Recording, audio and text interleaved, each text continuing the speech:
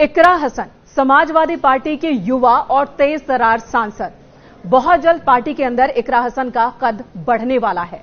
अखिलेश यादव उन्हें कई बड़ी जिम्मेदारी देने वाले हैं।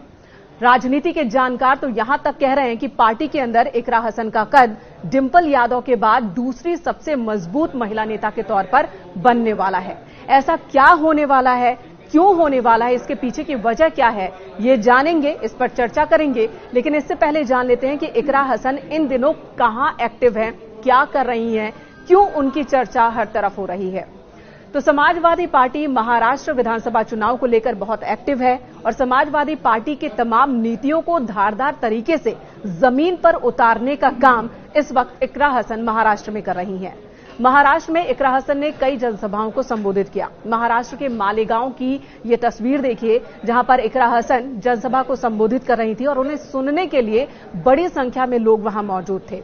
बारिश हो रही थी, बारिश के बीच ही इकरा हसन बोलती रहीं और वहां मौजूद लोग उन्हें सुनते रहे।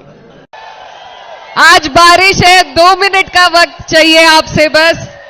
मैं सबसे पहले आप सभी का तहे दिल से शुक्रिया अदा करना चाहती हूं कि आप यहां पूरी महाराष्ट्र की समाजवादी पार्टी की टीम को, हमारे लीडर राष्ट्रीय अध्यक्ष जी माननीय अखिलेश यादव जी को, कर्म को ही धर्म मानने वाले सांसद इकरा हसन के फॉलोअर्स की संख्या अगर सोशल मीडिया साइट एक्स की बात करें तो वहां पर भी लाखों में है।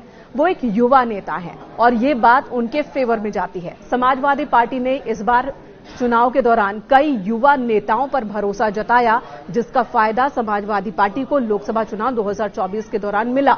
और यही वजह है कि यूपी में 36 सांसद इस वक्त समाजवादी पार्टी के हैं, जो एक बहुत बड़ा नंबर माना जाएगा। इकरा हसन राजनीतिक परिवार से आती हैं। वो पूर्व सांसद मुन्नवर हसन और तबस्सुम की बेटी हैं। उनके भाई नाहिद हसन हैं और इस तरह से पूरी तरह से उनका परिवार राजनीति से जुड़ा है। इकरा सांसद बनने से पहले भी राजनीति के पिच पर एक्टिव रही थी और ये बात उन्हें पता है कि राजनीति में किस तरह से अपनी बातों को पब्लिक के सामने रखना है और पार्टी की नीतियों को कैसे आगे बढ़ाना है। इस बात की जानकारी इकरा हसन को है। इस बार जब सांसदी का चुनाव था तो उनके सामने बीजेपी के प्रदीप थे और उन्हें लगभग 70,000 वोटों से इकरा हसन ने मात दी और उसके बाद संसद तक की ये दूरी तय की है। और अब इकरा हसन का कद और भी बढ़ने वाला है। क्या होने वाला है, इसकी भी बात कर लेते हैं। ये जानकारी मिल रही है कि संसद के अंदर विपक्ष के बैठने की जो स्थिति है, पहले पंक्ति में आपने देखा होगा अखिलेश यादव और उनके बगल में ही फैजाबाद से समाजवादी पार्टी के सांसद अवधेश प्रसाद बैठते हैं। राहुल गांधी भी पहली पंक्ति में ही, दूसरी पंक्ति में डिंपल यादव को आपने देखा होगा। लेकिन अब ये जानकारी सामने आ रही है कि पहली पंक्ति में जहां पर अखिलेश यादव, अवधेश प्रसाद और राहुल गांधी बैठते हैं, वहां पर 2 और सीट बढ़ाई जाएगी। और उन दोनों सीट के बारे में जानकारी ये है कि एक सीट तृणमूल कांग्रेस के सांसद को मिल सकती है और दूसरी सीट इकरा हसन को, जो कि समाजवादी पार्टी की हैं, युवा हैं, मुस्लिम चेहरा है। एक और बड़ी बात जो कि इकरा के फेवर में जाती है, मुस्लिम चेहरा होना। समाजवादी पार्टी में आजम खां का कद किस तरह से कम हो गया, आप सभी को पता है। और राजनीति के जानकार ये भी कह रहे हैं कि आजम खां की कमी, यानी कि आजम परिवार की कमी को पूरा करने के लिए इकरा हसन को और बढ़ावा दिया जा सकता है समाजवादी पार्टी के अंदर। और उनका युवा होना पार्टी के फेवर में जाएगा।